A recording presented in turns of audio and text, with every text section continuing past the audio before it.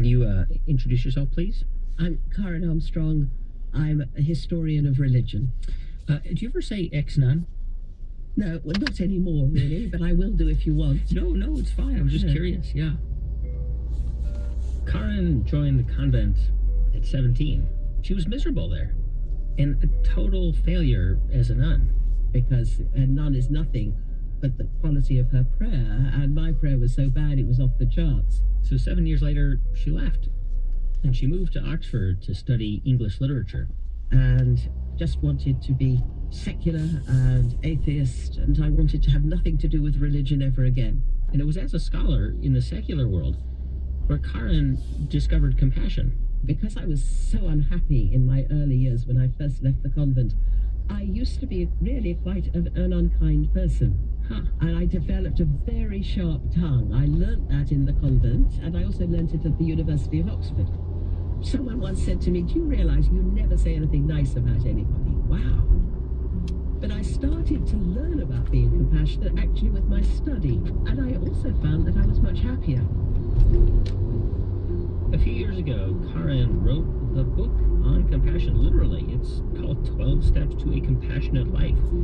And even though she's the author, Karen admits she can't always practice what she preaches. I have a quick temper. I'm very impatient.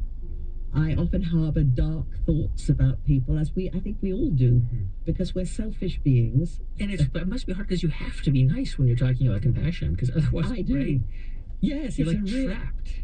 It is. I'm supposed to be Miss Nice all the time, and sometimes I can see friends about to impart some really juicy bits of gossip, and then they see me and their face falls, and you feel what a party pooper I am. There you are, Miss Compassionate. Back in the early 80s, Karen was sent to Jerusalem to help with a documentary on early Christianity. And while she was there, she started to read about Judaism and Islam as well. And she was amazed to discover that at the core of all these religions was compassion. More on that in a moment. Our show today, Just a Little Nicer. I'm Guy Raz, and you're listening to the TED Radio Hour from NPR. Next time on the New Yorker Radio Hour, high school students reimagine the presidential primaries right down to the campaign ads. C to the A to the R L Y. Vote Carly Fiorina, I'll tell you why. She's not gonna fill our nation with any more problems. Unlike her opponent, she can actually solve them. It's a political campaign story unlike any you've ever heard before. Next time on the New Yorker Radio Hour. Tonight at 7 on 93.9 FM. WNYC is supported by TechServe, offering troubleshooting and repair services for broken or problematic Macs, iPads, and iPhones, both in warranty and out. More information at techserve.com. The New York Review of Books, a journal of ideas. The current issue includes Paul Krugman on Robert Reich, Jonathan Galassi on John Updike's poems, and Ingrid Rowland on Andrea del Sarto at the Frick at bookstores and nybooks.com. Support for the TED Radio Hour comes from Avalara, tax automation for businesses of all sizes. Avalara works to simplify sales tax and other business taxes with real-time rates and automatic filing. At avalara.com, avalara.com. And from Vonage, working to transform communications for business with cloud-based solutions, infrastructure that grows as a company grows, and seamless mobility across devices. Learn more at Vonage.com. Vonage, the business of better. It's the TED Radio Hour from NPR. I'm Guy Raz. And on the show today, just a little nicer. Ideas about compassion and empathy. So before the break, we heard from Karen Armstrong. She's a former nun who became a religious historian. And as she learned more and more about other faiths, she discovered that they all share a core principle. Here's Karen on the TED stage. For years, I've been feeling frustrated because as a religious historian, I've become acutely aware of the centrality of compassion in all the major world faiths. Every single one of them has evolved their own version of what's being called the Golden Rule. Sometimes it comes in a positive version. Always treat all others as you'd like to be treated yourself. And equally important is the negative version. Don't do to others what you would not like them to do to you. Look into your own heart. Discover what it is that gives you pain, and then refuse under any circumstance whatsoever to inflict that pain on anybody else. And people have found that when they have implemented the golden rule, as Confucius said, all day and every day, you dethrone yourself from the center of your world, put another there, and you transcend yourself. And it brings you into the presence of what's being called God, Nirvana, Brahman, Tao, something that goes beyond what we know in our ego-bound existence. The golden rule sounds so simplistic. It's like something I'd say to my kids, right? But it's very difficult. Well, yeah, but when you think about it, I mean, it really is all you need to know about your place in the world. Absolutely. Just ask yourself if this is how you would like to be treated yourself. All day and every day. In England, we have a habit of, when we've done something nice for people, of saying, well, that's my good deed for the day. And so we could then return to our usual practice of unkindness, bitterness, and we've done it. We've got it out of the way. Out of the way, yes. That could be evil and cruel. But not all day and every day. And if you did it all day and every day, it's impossible because we fail all the time. You would transcend yourself.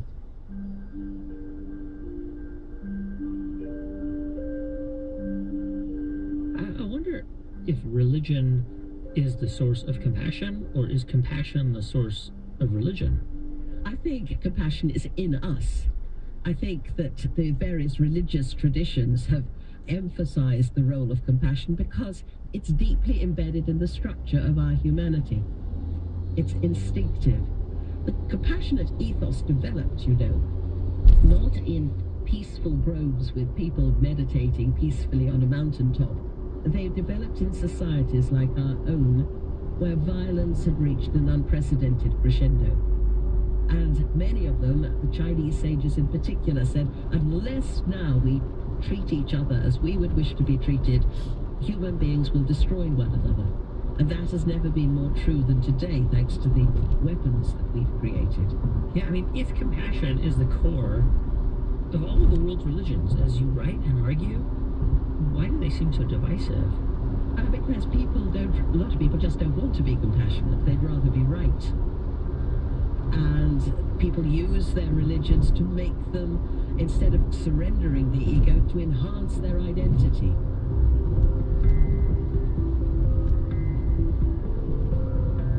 We are living in a world where religion has been hijacked, where terrorists cite Quranic verses to justify their atrocities, where instead of taking Jesus' words, love your enemies, don't judge others, we have the spectacle of Christians endlessly judging other people, endlessly using scripture as a way of arguing with other people, putting other people down. Throughout the ages, religion has been used to oppress others, and this is because of human ego, human greed. We have a talent as a species for messing up wonderful things. So the traditions also insisted, and this is an important point, I think, that you could not and must not confine your compassion to your own group, your own nation, your own co-religionists, your own fellow countrymen. You must have what one of the Chinese sages called Yan Ai, concern for everybody. Love your enemies, honor the stranger. We've formed you, says the Quran, into tribes and nations so that you may know one another. And this, again, this universal outreach is getting subdued in the strident use of religion, abuse of religion for nefarious gains. Now, I've lost count of the number of taxi drivers who, when I say to them what I do for a living, inform me that religion has been the cause of all the major world wars in history. Wrong. The cause of our present woes are political. But make no mistake about it, religion is a kind of fault line. And when a conflict gets ingrained in a region, religion can get sucked in and become part of the problem. So if it's part of the problem, I mean, how do people, like religious people, secular, whoever, how do we fix it? Well, that's why I wrote my 12 Steps to a Compassionate Life. Fair enough. People kept asking me, how do we do this? This is all too enormous for me. I can't cope with it. And I was very much struck by the Alcoholics Anonymous program with its 12 steps, because we're addicted to our pet hatreds. We don't know quite what we'd do without the people we dislike. We meditate on their bad qualities, and they become almost our alter egos, everything that we are not. We define ourselves in this way, and when we say something unpleasant about somebody, we can get a sort of horrible buzz of pleasure, rather like the first drink of the evening. So we have to wean ourselves away from our addictions to annoyance and having pet grudges and hatreds. But it's a project for a lifetime. That's Karen Armstrong. She's a religious historian and the winner of the 2008 TED Prize. After winning the prize, she launched the Charter for Compassion. If you want to find out more about it or watch her 2 TED Talks, go to TED.com. Okay, so we've covered empathy in the religious world, the evolutionary reasons for compassion. Let's get a psychologist on the case. Okay. I'm ready. This is Daniel Goleman. I'm best known to most people as the author of Emotional Intelligence. He pretty much coined that phrase. It's essentially the ability to evaluate another person's emotions. And Daniel's spent his entire career thinking about empathy. And you could say it's had quite the effect on him.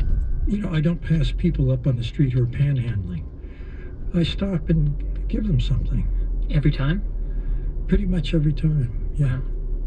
And, you know, sometimes you could be skeptical and say, well, you know, this guy's just scamming. He's just trying to get some money for a drink. On the other hand, it's not really about what that person is going to do so much as what it evokes in us. And whether we pay attention, we tune in, we empathize, we see a need, and we help it. Okay, he might seem like an exception. I mean, most people would probably just walk right by a homeless person without even looking at them. And that's what Daniel's interested in, why we aren't more compassionate. Here he is on the TED stage. There was a very important study done a while ago at Princeton Theological Seminary that speaks to why it is that when all of us have so many opportunities to help, we do sometimes and we don't other times. A group of divinity students at the Princeton Theological Seminary were told that they were going to give a practice sermon, and they were each given a sermon topic. Half of those students were given as a topic the parable of the Good Samaritan, the man who stopped to help the stranger in need by the side of the road. Half were given random Bible topics. Then one by one, they were told they had to go to another building and give their sermon. As they went from the first building to the second, each of them passed a man who was bent over and moaning, clearly in need. The question is, did they stop to help? The more interesting question is, did it matter they were contemplating the parable of the Good Samaritan? Answer, no, not at all. What turned out to determine whether someone would stop and help a stranger in need was how much of a hurry they thought they were in. Were they feeling they were late? You would think that they would be the most compassionate, that they would all have stopped. And I think divinity students would think that they would stop. Right? Yeah, they're divinity students. But, you know, there's two major systems in the mind. One is the system that's in awareness, where we have a view of ourselves that is our ideal self. And then there's another system that runs us much of the time, or too much of the time, where we're on automatic. And factors like time pressure rule us when we're on automatic. You have to be mindful. Being mindful means paying attention to what's going on in your own stream of thought, in your own stream of feelings, and around you. Mindfulness is a general way of preparing yourself to be compassionate when the opportunity arises. Like, what is our brain telling us to do or to be when we're behaving in a compassionate or in an empathetic way? Well, one of the first things that the science tells us is that there are different kinds of empathy, and they don't all lead to compassion. One of them is cognitive empathy. That's understanding how the other person thinks about things, taking their perspective. This helps you communicate very well with people. It doesn't make you more compassionate necessarily. You could say Bernie Madoff was probably very good at cognitive empathy. He knew how to hustle people. The second kind is emotional empathy, where you feel immediately what the other person feels. And this can help you be very close, to have chemistry with the person. It's a basis of rapport. That's necessary, but it's not sufficient. The third kind of empathy is called empathic concern. It means I know how you feel, I know what you need, but I'm predisposed to help you if I can. It's the caring system of the brain. That's the core of empathy.